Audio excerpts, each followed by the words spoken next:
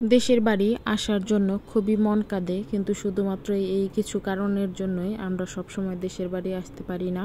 আজকে আমাদের এই রুম ট্যুরটা আমরা দিয়েই ফেলবো। আমরা কিভাবে গ্রামের বাড়িতে থাকি বা কোন ঘরে থাকি সেটা আপনাদের সাথে আজকে শেয়ার করব। আসসালামু আলাইকুম, সবাই কেমন আছেন? আশা করছি আল্লাহর রহমতে ভালো আছেন। গ্রামের বাড়িতে না থাকলে যা হয় আপনারা দেখতেই পাচ্ছেন যে কি পরিমাণের ধুলাবালি এখানে জমে গেছে। পুরো বাড়িটার আজকে ভিডিও আপনাদের সাথে শেয়ার করব, অবশ্যই আপনারা পুরো ভিডিওটা দেখবেন। এখানে যে আমি সব ময়লা ধুলাবালি এগুলো আমি সব ক্লিন করে দিতেছি। আর একটা ভাবি আছে, সেই ভাবি না থাকলে আমরা সত্যি দেশের বাড়ি আসতেই পারতাম না। সেই ভাবিটা আমাদের খুবই হেল্প করে। আমরা ধুলাবালি এগুলো ঝেড়ে দিতেছিলাম, তারপরে ভাবি এসে ঘরটা একদম খুব সুন্দর করে মুছে দিবে। এই যে এখানে আপনারা দেখতেই পাচ্ছেন মাহিবের বাবা 3টা বল্লার চাক বসছিল, সেগুলা গরম পানি দিয়ে বল্লাগুড়া মেরে ফেলছে। আর এদিকে মাহিব আর মাহিবের ফ্রেন্ড তৌসিন দুইজনে মিলে যে আম পাড়া শুরু করে দিছে। এটা কিন্তু সেই আমার পিচ্চি দেবরটা। দুজনে মিলে এই আমগুলা পেরে তারা আবার সেই আমগুলা ট্রাঙ্কের মধ্যে রেখে দিছে, যাতে খুব সুন্দর করে পেকে যেতে পারে। বুদ্ধি দেখেন ছোট্ট ছেলেটার, মাশাল্লাহ। আর এখানে আমার ছোট্ট বাচ্চাটাই জাম করতে যে একটা আম মাথার উপরে পড়ে গেছে, এরপরে তো কান্নাকাটি শুরু করে দিছে। আমাদের সামনের রাস্তাটা যেহেতু ভেঙে গেছে, এর জন্য মাহিবের বাবা এই দিকের ময়লাগুলা একটু ছোট ছোট করে দিক দিয়েই যাতে আমরা রাস্তায় বের হইতে পারি, এর জন্য এই দিক দিয়ে রাস্তাটা করে দিতেছে সে। আর বাড়িতে না থাকলে কিন্তু বাড়ির অনেক ক্ষতি হয়ে যায়।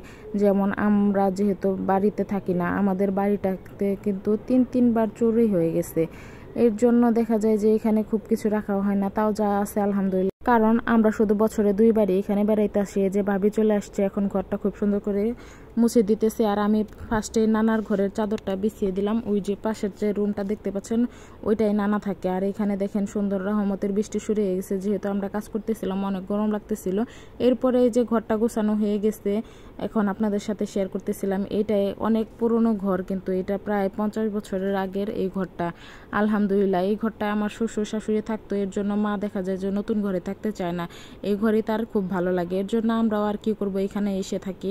পাশের যে রুমটা দেখতে পাচ্ছেন যে ঘরটা, ওই ঘরটা কিন্তু একদম খালি থাকে, তাও মা ওইখানে থাকতে চায় না। এর জন্য এই রুমে যেহেতু 2টা রুম আছে, এই রুমের সাথে অ্যাটাচ বাথরুম আছে, আমরা সবাই কিন্তু এই ঘরটাতেই থাকি। এই যে আমি 2টা রুমই খুব ভালো করে গুছিয়ে নিচ্ছি, আপনারা দেখলে বুঝতে পারবেন। আলহামদুলিল্লাহ, গ্রামের বাড়ি হিসেবে যা আছে হাজার হাজার শুকরিয়া। এখানে আমি সবকিছু খুব সুন্দর নিছি। বছরে মাত্র 2বারই আসে, বাচ্চারা যাতে এখানে খেলাধুলা করে আনন্দ পায়, এর জন্য কিন্তু আমাদের এখানে আসা। এই যে বাইরে একটা কিন্তু বাথরুম গোসলখানা আছে, এইটা আরেকটা, এটা দেয়া হয়েছিল রুমের সাথে বাচ্চাদের নিয়ে যাতে বাইরে যাইতে না হয়, এর জন্য। আর এটা কিন্তু রান্নাঘর।